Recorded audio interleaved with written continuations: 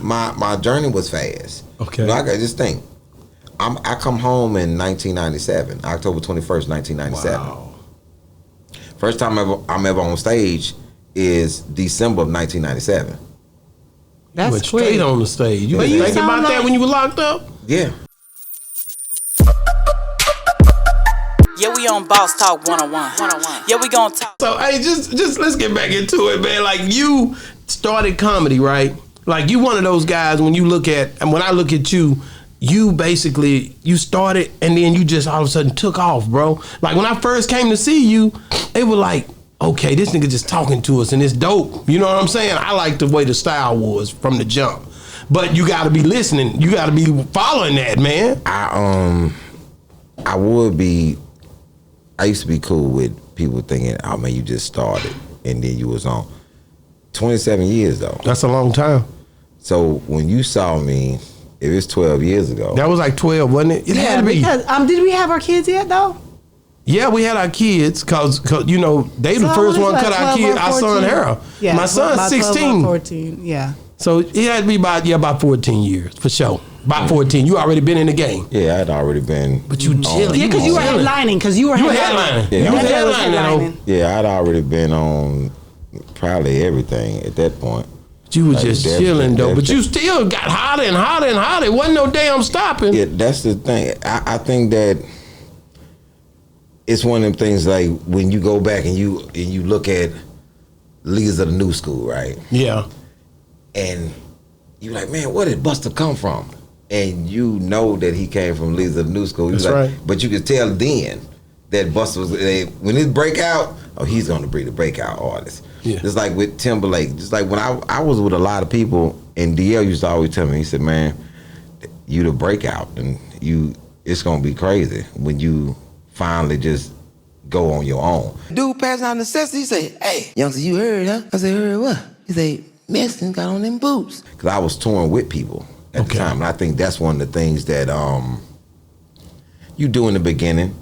You know, trying to get your notoriety up. Even though I've been on other stuff, I still needed to do that. I still needed to have that experience of being the feature, being the opener. You know, sometimes coming out first to a cold room, which only made me stronger. I'm a great host, so I already knew I was strong enough to close because I was a great host. Yeah, like I used to carry the show. DL used to be like, man, just start the show. If Ali there, just start the show because he there.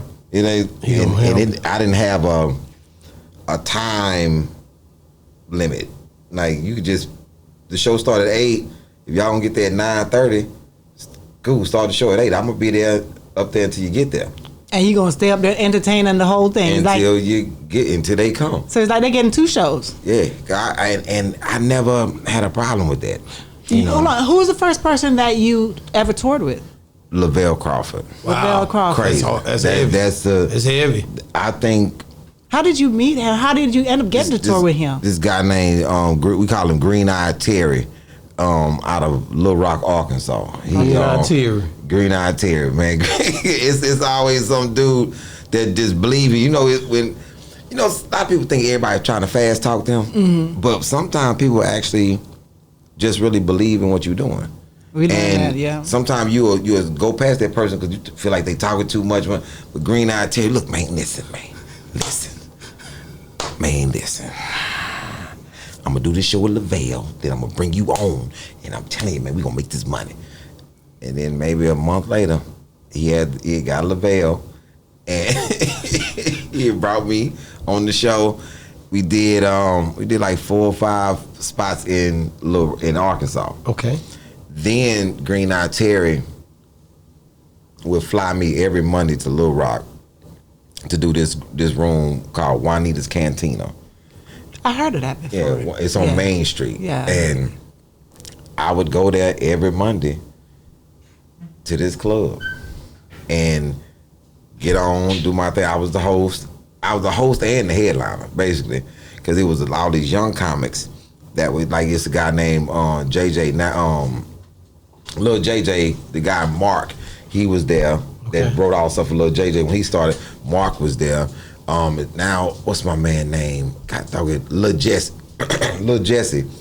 He handicapped. Yeah, he been on Boss Talk. Jesse That's McDonald. my boy. Yeah, Jesse McDonald. Yeah, dope So dude. he come from Juanita's Cantina. Wow. That's where I know the name from because he mentioned Yeah, it. he come from me. Wow. Yeah. So I ain't even know that. yeah, it's man. Most of these guys, really, a lot of these guys come from up under me.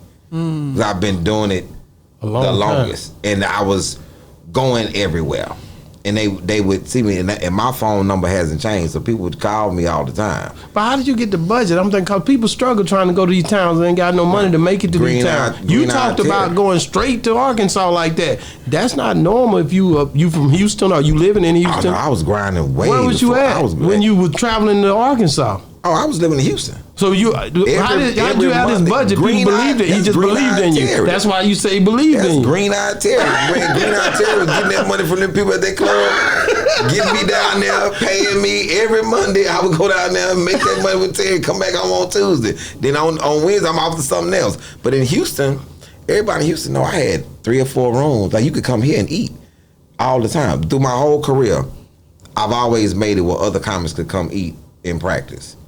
Always. I've never not had a room. Because I remember when I first started, Just Joking Comedy Cafe, I pay homage to them, Alice, but they taught me a lot. You know, from every struggle situation, you can learn a lot. Man, that place was packed on Thursday when I started coming there. And that man said, man, it ain't got nothing to do with you. I'm like, I don't know about that one, man, because I was coming here before, and now I'm the host. I don't know, bro. And this $35 don't look that good no more, man. but my journey was fast. Okay. You know, I just think. I come home in 1997, October 21st, 1997. Wow. First time I'm ever on stage is December of 1997. You That's went quick. straight on the stage. You But ain't you thinking sound about that like- when you were locked up? Yeah, You was on it. I was focused on what I was gonna do, because now I have this responsibility. I was very jovially sarcastic in prison. Like, I didn't start comedy there, but this is where I honed my skills. It's a lot of, Cause it's like an extension of growing up in the hood where you talk about people you jonesing. This is like an intense jonesing place where I can say something and it might Be a fight. It might turn into something. But I was so quick with it. It was like, hey man, Lil Dog be really. Man, don't say nothing, because Lil Dog always say he got something to say. Shut your little ass up. I'm like, I gotta shut up though. I gotta shut up. Yeah, we on Boss Talk 101. Yeah, we gon' talk.